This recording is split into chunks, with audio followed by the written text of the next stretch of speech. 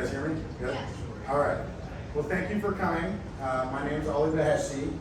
We're going to be covering a couple topics that are about additional revenue opportunities. What's out there, how, these are businesses we're trying to help people. You can't help people if you don't make the money to help the people, right? So this is, the side of the business we'll be talking about. Here are the people that actually help the people. They're going to be here to tell you about that part. I'm just the person who gets to help these people, like a lot of you out there who get to help.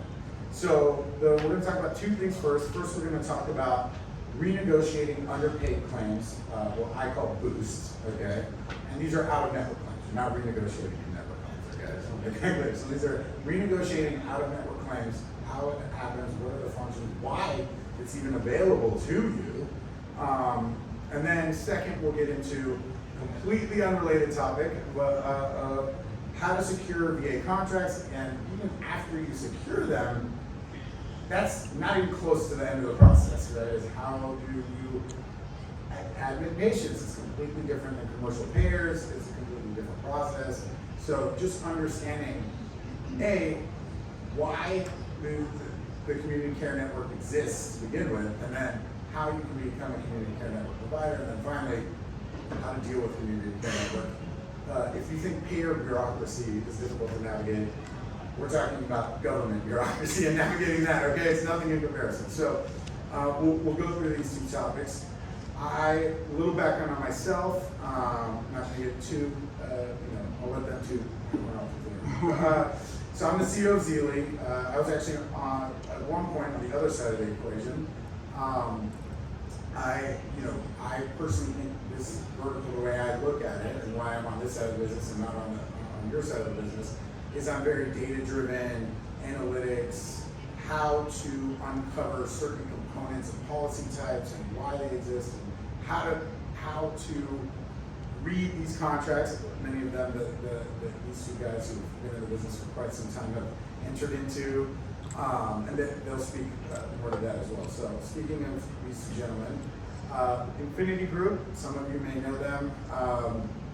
They're obviously, they got a podcast going on. I don't know if you noticed the jerseys, okay?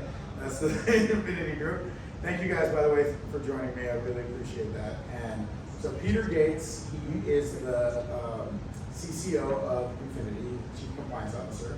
But honestly, if you know Peter, you know he's just Mr. Data Analytics. So it's not just compliance, it's pretty much data, okay? He's got 8 years in the behavioral health vertical. And like I mentioned earlier, analytics expert. He came from the real estate sector, and he's got a bachelor's from Cal Poly, which I just found out on this slide. So Chad, if you don't know Chad, that's rare, okay, because everybody knows Chad. But Chad's been in this business a long time. He's the CEO of Infinity Group, and if you know anything about that, Hope by the Sea, which has got to be one of the original facilities. Chad, you're from like the cash pay days, right? That's how that before insurance even was a thing. So, co-founded Hope by the Sea, which is, 20 years, over 20 years experience. In 20 years in this space, as you can imagine, it's evolved and changed dramatically. And so to be able to adjust and adapt to the constantly changing landscape, as you can imagine, is very difficult. Chad and his group have been able to do that and thrive, not just survive, but thrive in this. Like I mentioned, the first thing we're going to talk about is revenue boost. This is out-of-network repricing, okay? So this only applies to out-of-network claims, and it all comes down, what I'm going to talk to you about is what we call post-payment negotiations on policies, okay, that have what are called patient protection provisions, okay? Now, what are patient protection provisions? Patient protection provisions are when an employer buys health insurance for their employees, oftentimes, unbeknownst to themselves, okay, they're opting into what are called patient protection provisions from balanced billing, okay? So different payers call it different things. United calls it shared savings, Aetna calls it patient advocacy, Cigna calls it facility charge review. These are all they all mean the same thing. It means that the employer, when they bought health insurance, okay, so let's say somebody, it's not just a behavioral health, any healthcare provider, you go to the healthcare provider, They bill your insurance $200,000. Insurance pays $20,000 to that out-of-network provider. Now, that out-of-network provider is not limited to the out-of-network deductible and out-of-pocket max. Technically speaking, in that hypothetical I just gave, they could bill the patient $180,000. So obviously you can imagine employees go to their employers years ago, it was like 20 years ago, right? And they say, listen, I just got this huge out-of-network bill. I thought I was going to be limited to my out-of-network out-of-pocket max. That's not the case. It's hundreds of thousands. What can you do to prevent this from happening? And so the employers went to the payers and they said, listen, we need to protect our employees from this happening to them. How can we do that? And so they came out with a new product, patient protection provisions, okay? And these patient protection provisions, when you read them, if you look at the underlying benefits, oftentimes your own benefits, many of you in this room probably have them. They're probably hidden on page 200 of your benefit package, but they're in there, right? And they explain when you go to an out-of-network provider, okay, if they're willing to enter into agreement like a multi-plan agreement. This is the most popular third-party administrator on earth, right? When you enter into a multi-plan agreement, you're actually promising, and just so you know, multi-plan would not exist as a corporation if not for this patient protection provision. This is the sole reason multi-plan exists as a corporation, is to administer these types of policies, okay? You're promising when you sign that, I will take this agreed upon rate in this contract, which I'll show you in a moment. In exchange, I will not balance bill, okay? So what you're seeing here is the back of 2 United Healthcare cards, right? So I'm sure you've seen on the back of United Healthcare or any cards, sometimes there's these logos. There's multi-plan logos, there's First Health logos, but actually in this particular case, the most important words on the back of this card are the 2 words right above multi-plan and right above First Health. If you look closely, they both say shared savings. Shared savings means these policies have patient protection provisions in their underlying benefits, okay? So, now, like I said, when you sign a multi-plan agreement, here's a copy of the multi-plan, it all comes down to one sentence in this contract, okay? And it's just, facility will not bill or collect from the participant the difference between the contract rate agreed upon in this agreement and the facility's bill charges. That's it. That's the whole purpose of this multi-plan agreement.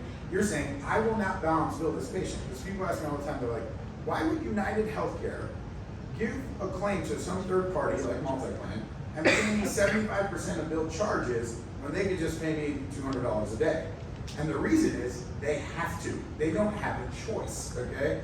They will send that, and honestly, they don't really care because it's almost all self-funded health insurance policies that have these patient protections. It's not even United's money. It's the employer's money that they're paying, right? So they're fine entering into these agreements, right? And having self-funded health employer-based policies pay you more money, okay? But you may have also signed these agreements with multi-plan and been like, why are my claims not getting processed by multi-plan, right? So a lot of the underlying benefits, they fall in a couple buckets. One bucket is, it's because of the level of care you're providing. So I've read, these underlying benefits packages. Cigna is notorious for this. And you guys may have noticed with Cigna, if you have all levels of care and you're out of network with Cigna, at detox and residential, they pay fantastic. And then they drop down to PHP and IOP, you see a significant drop in reimbursement rates for those levels of care. And the reason is, the way their benefits packages are written, right? With Cigna, a lot of them state that inpatient and outpatient patient protection provisions function differently. They don't call it inpatient, they don't call it outpatient, they call it hospital, they call it clinic. But detox and res fall into hospital, PHP and IOP fall into clinic, a lot of the Cigna. So even though they're pricing through multi-plan and detox res, they're not doing so in PHP IOP. And that's because the clinic benefits, they don't have to use the patient protection provision on the front end and negotiate with you. However, the patient protection provision still exists, okay, and you can still take advantage of it, and that's what I'm going to show you right now, with 3 different payers, okay? Now, unfortunately, Anthem Blue Cross Blue Shield sells very few policies with patient protection provisions in it. However, United, Cigna, and Aetna sell significant numbers. In fact, Cigna almost exclusively, since most Cigna policies are self-funded employer-based policies, almost exclusively sells policies with patient protection provisions against balance billing. And again, it's because they're self-funded, it's not their money, right? So that's why they're willing to sell these policies, okay? So here, for example, we're looking at a United Healthcare claim, okay? This particular facility billed $3,000, I think, yeah, for an IOP claim, and they were paid $179.75 for that IOP claim, okay? However, the most important thing on this entire EOB, unfortunately, they will not transmit this data to you electronically. It can only be extracted through an EOB, is the 2 letters in the remark code where it says UO, okay? You see that? That UO signifies that this particular policy has an underlying patient protection provision in its benefits package. Not only that, you can actually, what we've done is we have a database on one side that stores all of the remark codes for all the payers in different geographic regions for different levels of care. And on the other side, in another database, we've stored what are the correlating underlying benefits associated with those. And what A, are they renegotiable, and B, what are the max renegotiable rates that they can be renegotiated to. So in this particular case, this is a very good employer. This is actually Apple. So only paying $179 a day for IOP, and this person was in treatment for quite some time. However, Apple has fantastic patient protection provisions in their underlying benefits package with most of their clients, right? With most of their employees, I'm sorry. So if you see here, this claim was then renegotiated to $1,500 a day, right? You see that approximately, I think it's $1,567.36. Now they subtract the initial payment of $179.75, okay, and then they issue an additional payment of $1,400, okay, in this hypothetical scenario. By hypothetical, I mean real scenario with redacted data. So as you can imagine, sometimes the bump is huge, and Peter and Chad have both witnessed some of these bumps, but they're not all like this. Some, you know, for Cigna, for example, an MRC2 Cigna policy, which is the most common policy, which I'll show you here. They are, I believe this is yes, MRC2 policy. This one, for example, was billed again, I believe $3,000 a day, just under, right? And it allowed only $135.86 a day, okay?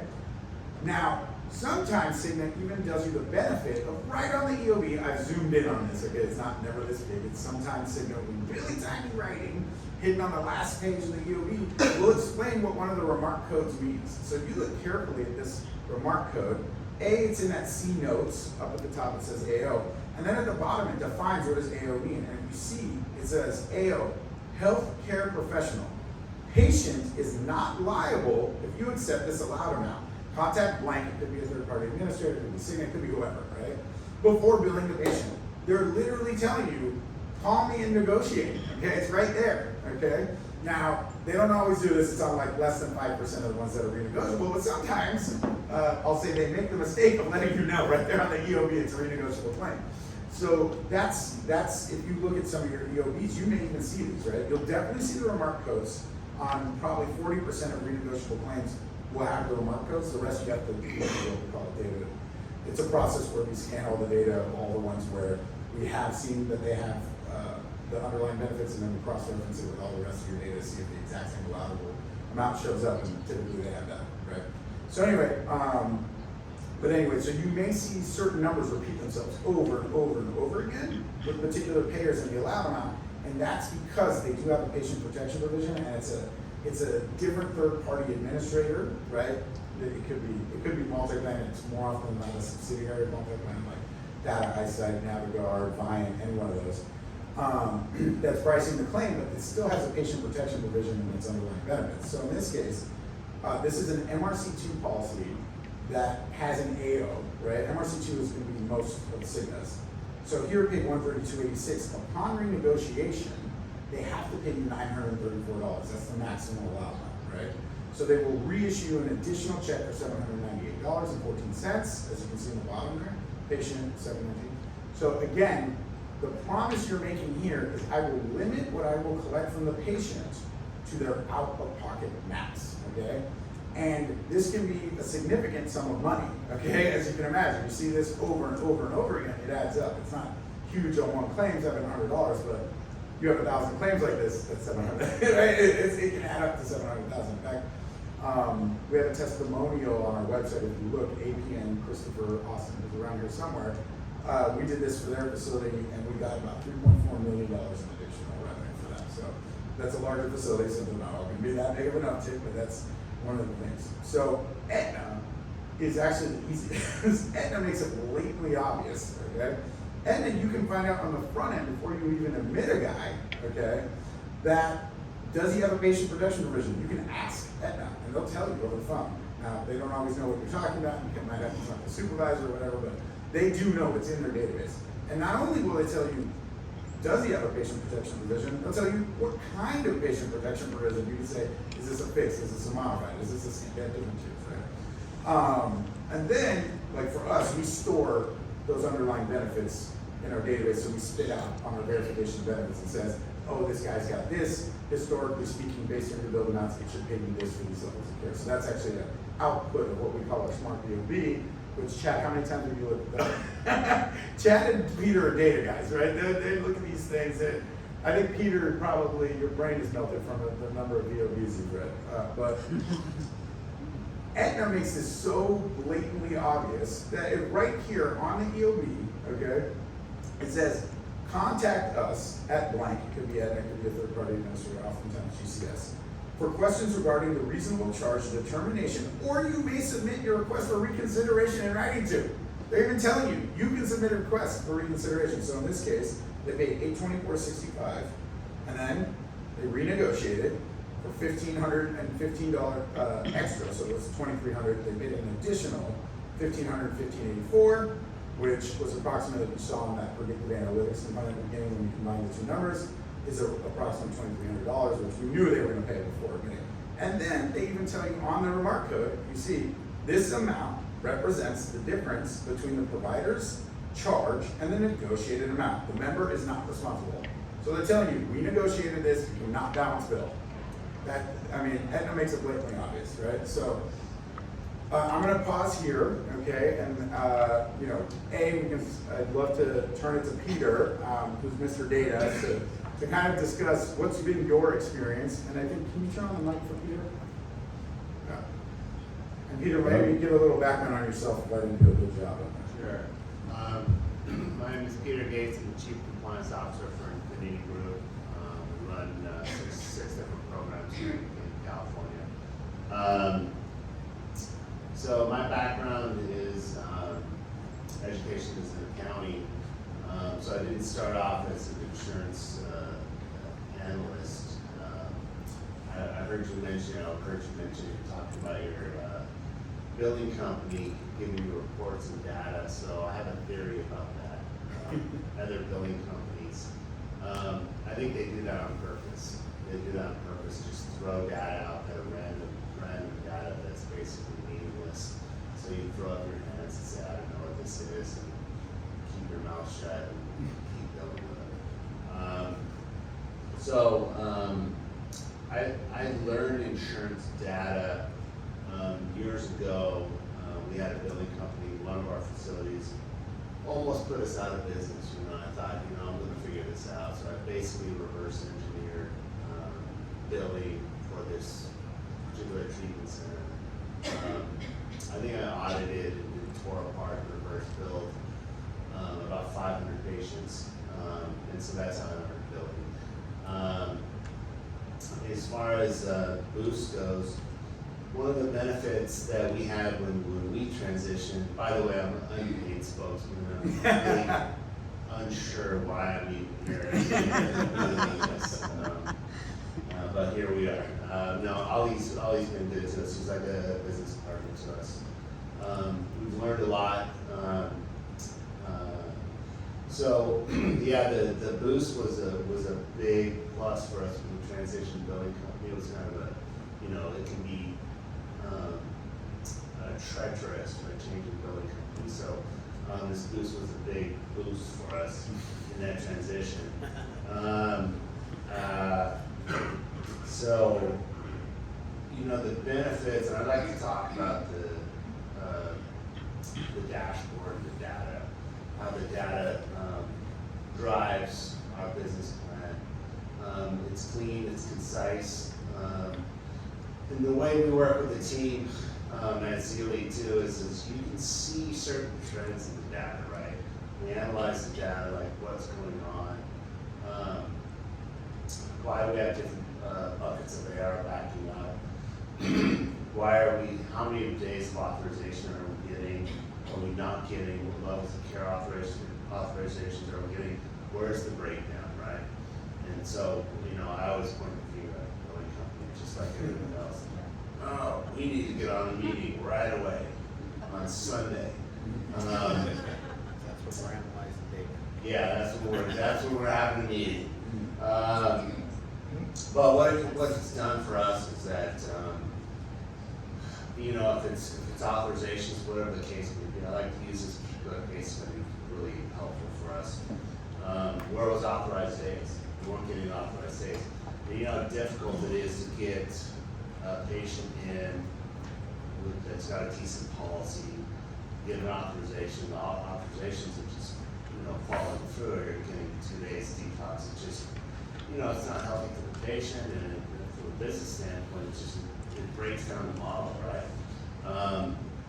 So we look at like what's going on here. We're not getting days. The portal will tell you the average with the sample population in their database versus what you're getting. So what's going on? So we drill down. We go to our utilization review manager, and she's like, I'm glad you brought this up. I see some problems. It's always our fault, right? It's never the billing. I meant to bring this up. There's, let's take a look at, let's do some training.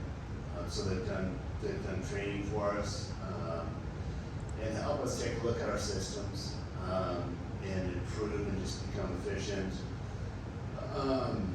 We have different facilities with different levels of care, in network, out of network, what I like to call our ecosystem, which is really like a lot of ecosystems can be fickle, but when optimized, and we use the data to leverage all this stuff.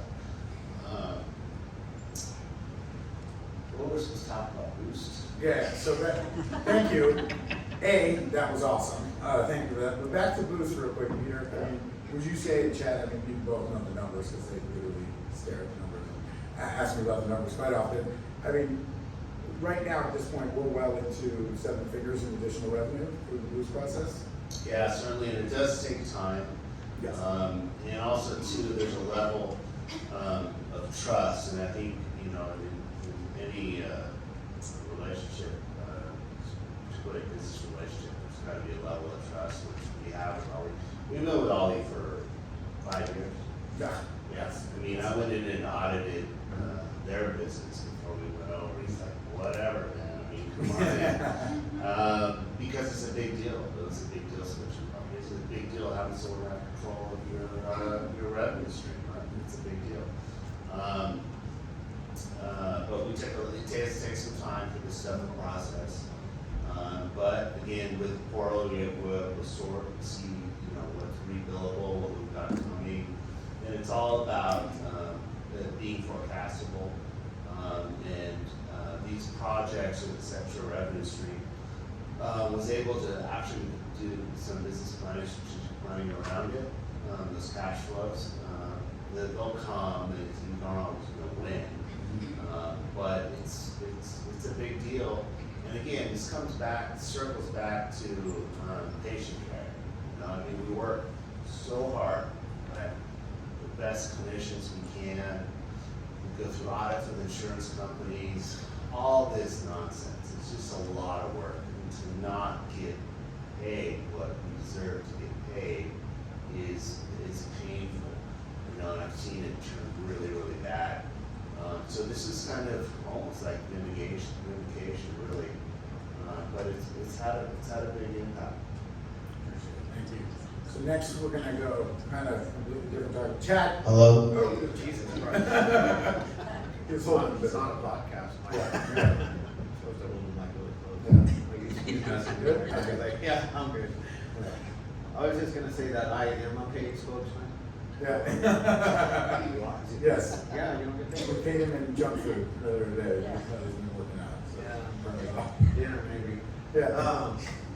But the boost is It's the real deal. I mean, it's kind of sad for me to come in here and sit and tell you guys about this because like this is my secret, right? I mean, it's Ollie's secret, but if I come in and tell you guys that you can get more revenue, you know, that potentially can take patients away from my BD reps that people at your facilities are referring over to my BD reps because you don't want the Cigna policy that pays $138, and we knew that it paid over $500, right? So, is it good for me to be sitting here business-wise? Probably not. But it's the real deal, and you know, we have to fight back against these insurance companies because they treat us like crap. And like Ollie said, I've been in this business for 22 years, and when I started, it was a cash pay business. There was no insurance. You know, it was cash up front. I mean, you couldn't even build insurances back then. And as many of you know, this industry has gone in so many different directions. And being somebody that's been in the industry so long, it's taken a lot to be able to you know, guide this ship and continue to navigate this system. You know, from insurances, from us being able to start building insurance, because for us it went from cash up front, then we would build insurances until we got enough revenue, and then we started just building insurances. And then the gold rush happened, right? Everybody knows about the gold rush. It was a horrible time, but it was a great time for a lot of people. But at the end of the day, our reputation was destroyed. You know, the reputation of the behavioral health industry was destroyed, and we were suffering the consequences by getting paid less. We get paid less, and they expect us to get better care, right? So how do we do that? You know, it's like scary when you're getting paid. We can't run an IOP on $158 a day. It's just not possible, and not give the care that our patients deserve. You know, they deserve better than that. It's kind of a reason why I do the podcast too, just to bring people together, people in the industry, addicts, alcoholics. Mine it's a lot to do with fentanyl awareness, but it's also to fight against the insurance companies. Maybe we can get the government to write you know, new legislation that'll help us if we all come together, especially in a country that's so divided. You know, they don't know about addicts and alcoholics. They don't know that we all could go to a meeting and come together, and it doesn't matter what religion, political views we have. You know, and that's kind of the deal with my podcast, is to force change at the highest level. This isn't about my podcast, but all of this stuff connects. Like, it all connects, you know, and we have to come together and start and be able to fight back. And Ollie has found stuff, you know, ways to dig in that other people don't know. And I've only been with Zealy for what, maybe like 3 years? 3, yeah. Like 3 years. What's your plan? Yeah, so what happened with me, and the reason why I am with them, I was with one of the big places in Florida that I'd been with for 10, 15 years, and probably 10 years. And I was getting by. And then I purchased Pillars Recovery, and they had Zealy. And I was like, man, they're kicking our ass. Like, literally kicking our ass. And then Ollie came up. He kept trying to get meetings with me, and I was like, no, I'm happy with my billing. And then I finally let him come over, and it's the they're what is the thing called? The dashboard. The dashboard is amazing. You know, I know how much money I'm getting paid every week before I get paid. You know, and like, that's important stuff to know when you're trying to run a business. That's kind of all I have on the boost. The boost is working. The boost, it's the real deal. I don't want to say too much about it, but go ahead and spread the rumor around. And, you know, maybe Ollie will pay me under the table for sponsorship to the podcast. To get some more business. That way we can continue to fight this good fight. You know, people are dying, and it's worse. Being in this business for 22 years, it's worse. I have seen more people die in the last 4 years than the entire 18 years that I worked, including my son-in-law on September 11th of last year. So, you know, we have to keep doing this, you know, so, and we have to fight back and we have to get paid. It's the bottom line. I appreciate that. Thank you. And this next topic. Zelia is great.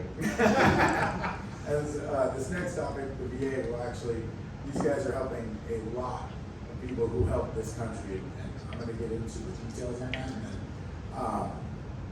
you know, they can speak to, you know, the satisfaction they've gotten from being able to give back. So I'll get into that, and Chad, I'll hop on your alcoholics, and we can talk about all the bets you guys have, you know, how many lives you've saved. So let me just quickly give a little background on the VA Community Care Network, okay?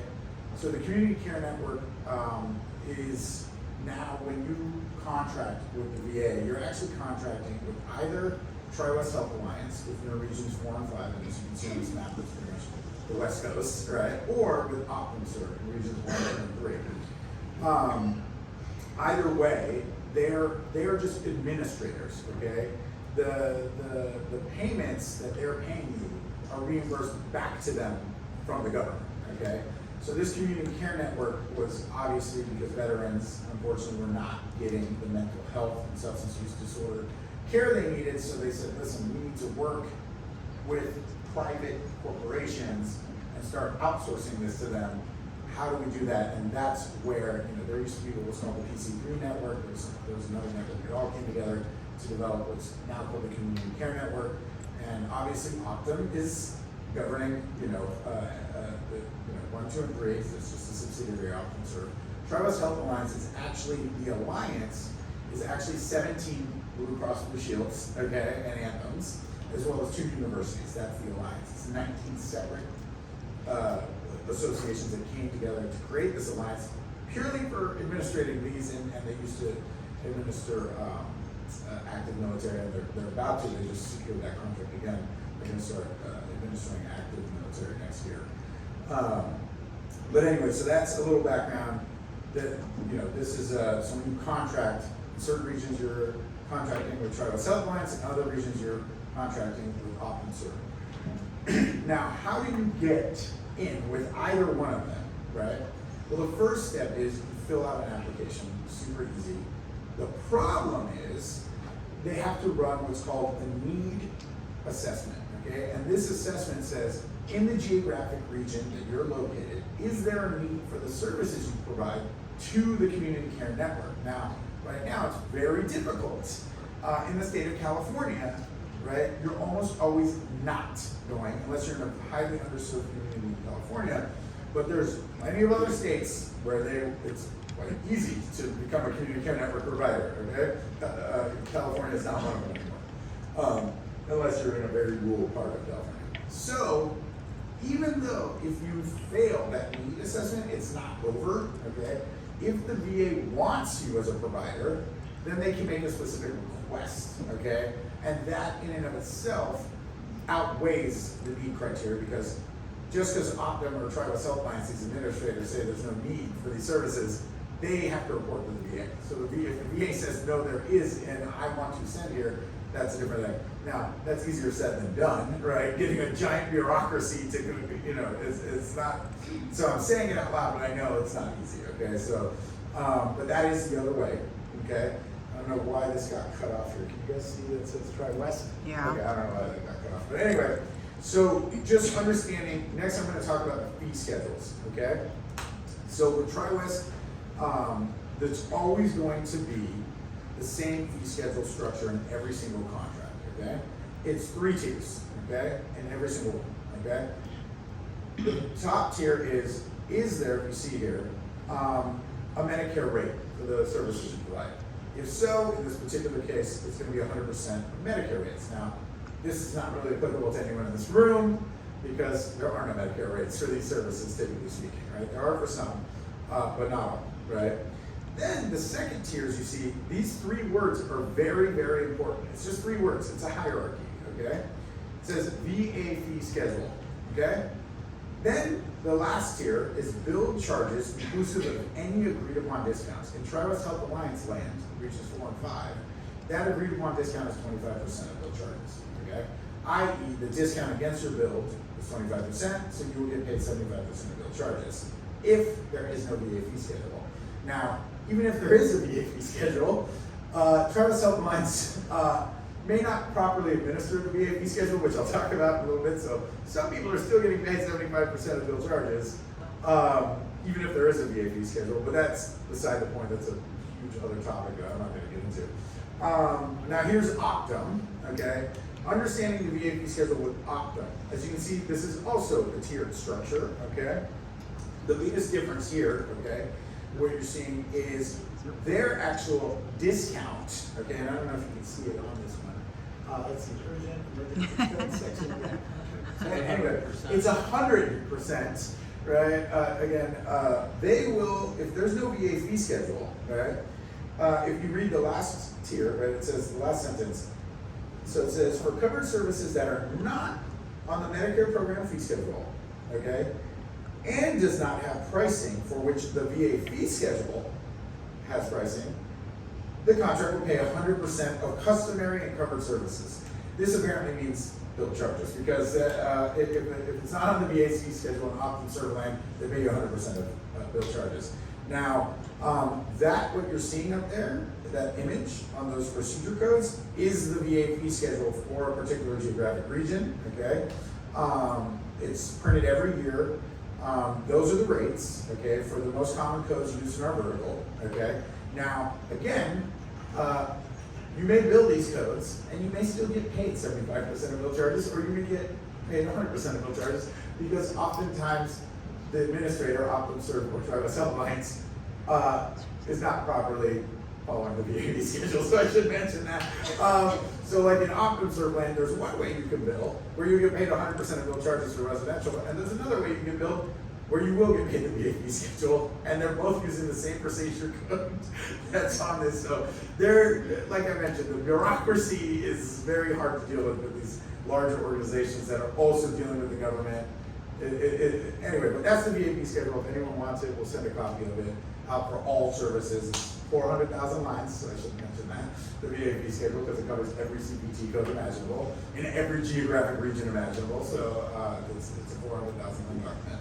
But I've narrowed down, if you're in Orange County, and you build these codes, we've snipped it down to that previous year. So one other thing, which Chad's looked at a bunch of these and probably hates them. They're called standard episodes of care, okay? So the authorizations with the VA does not work like commercial health insurance. You're not calling and getting off after off after off. You're getting COCs, what they refer to as COCs. I need to send over a COC. It's a referral from the VA. COC. These COCs are going to become, once you're in network, the bane of your existence, okay? Because they will transmit them incorrectly. They will have the incorrect information. They're going to make the first appointment date and the referral issue date wrong. And any little mistake, okay, on these things will result in incorrect payment from the payer side, okay? So these become No payment. Or no payment. Actually, yes, Chad's right. Chad is incorrect. Any tiny little thing on these, not only does it sometimes incorrect, 99% of the time, no payment, right? Yeah. So Chad's, pulling his hair out, I mean, figuratively. So when he sees this, yeah, so, yeah, I had to go there, yeah, all right, I'm gonna get something out there. So anyway, but yeah, I mean, like this one, for example, if you look, first appointment date and referral issue date, oftentimes these are two different dates, or one says that they'll put it in later, right? It'll say like, not applicable, we'll put in like something like that.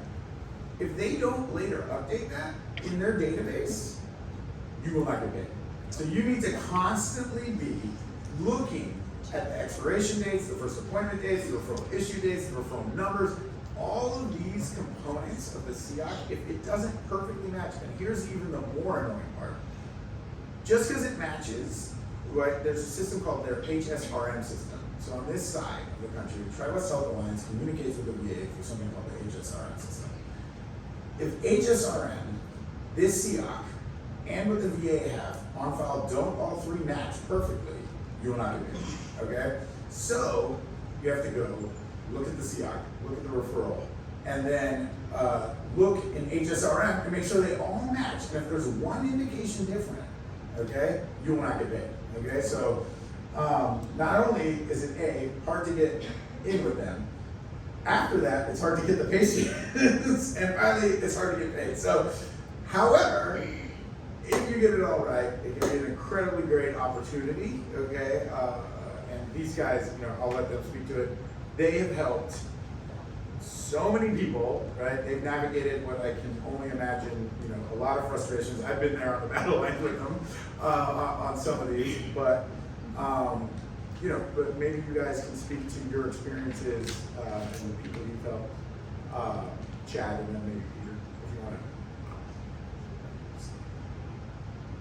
Is the mic there? Hear you good? Yeah, go ahead. Yeah. What am I talking about? Don't you see? Does he get graded for this? Because I could really screw it up for him. Yeah. It is it's the contract is hard to get. It's probably nearly impossible to get in California now, unless you know somebody that knows somebody inside of the VA, or possibly a assemblyman or a congressman, something like that. But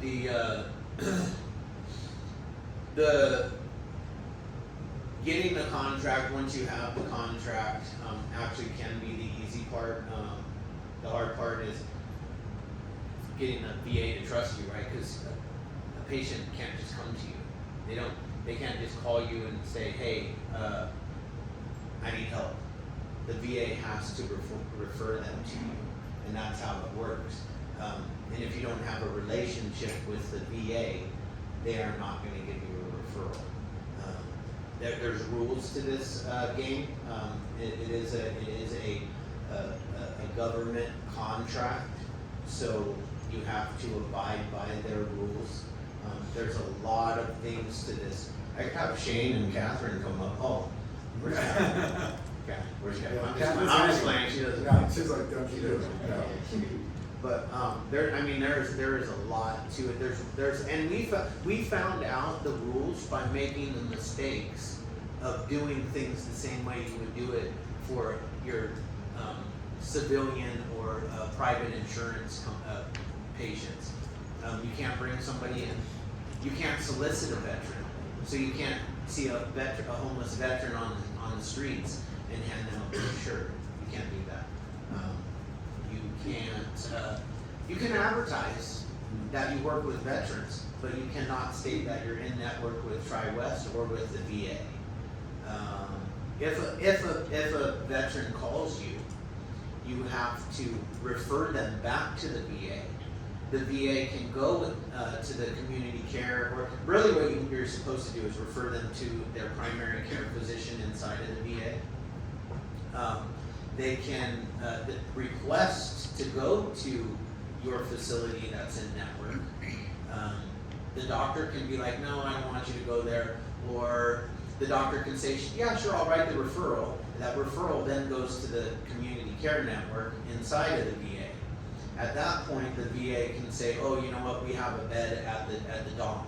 If they have a bed at the dom for the patient, they have to go to the dom first. So the beds inside the VA have to be full before they can go to a community care facility, which makes it pretty tough. But I will say 95% of the time, the VA facilities are full. But every VA is different. Every VA has a different system.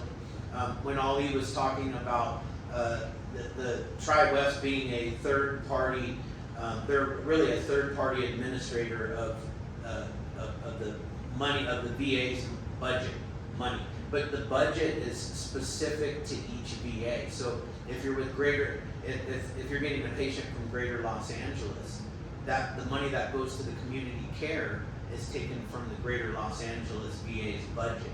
So if you think that they don't like us, they don't like us. They think that we're taking money from them. They think that we're the private sector and that we overcharge. So it's difficult. I will tell you that the Southern California VAs really suck to work with. They used to be good. One of them used to be good.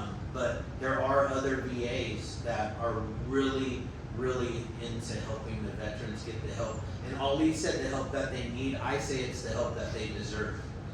That's one of the things that I fight for day in and day out. I have a call every single Thursday with the head people of Tri-West Healthcare Alliance. No other insurance company in the world am I talking to the chief medical officer. Never have I done that with Anthem. But I mean, they're on our side. Obviously, they are on our side because they're a third-party payer. How do they get paid? Yes. They get paid when we get paid. But I'll tell you what, if they overpay you, they're coming for you, because that's also government money. Yeah. Hey, Bobby, what's happening? Thanks for coming in. I just heard his laugh. I've known Bobby for years, so it was kind of funny. So, you know, it is very, very difficult to navigate, right, Shane? Yeah.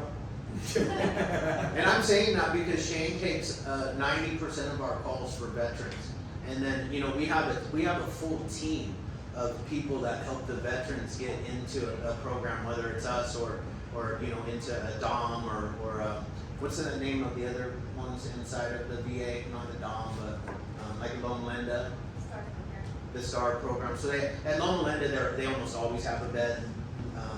But if you build a relationship with the social workers inside the VA, when they're done with the program or they've tried the program and it's not working, that's how you start to get referrals from inside of the VA. You can get them from outside, from your own marketing. You have to be very careful though, because you cannot solicit.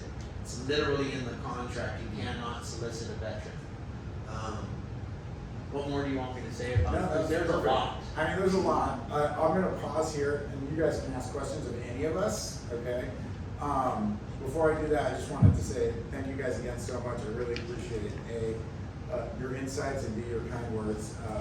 They're not paid spokesmen, but might as well be. No, I am. Yeah, well, exception. So, but if you want to reach out to us after this, come talk to us. We have that booth service. It's a standalone service. We can analyze your data. If you have any questions regarding the VA, feel free to ask. I always say, we'll tell you guys. I'm here telling you information, and the information is going to help. And just feel free to come talk to us. But does anyone have any questions? Go ahead and raise your hand if you do.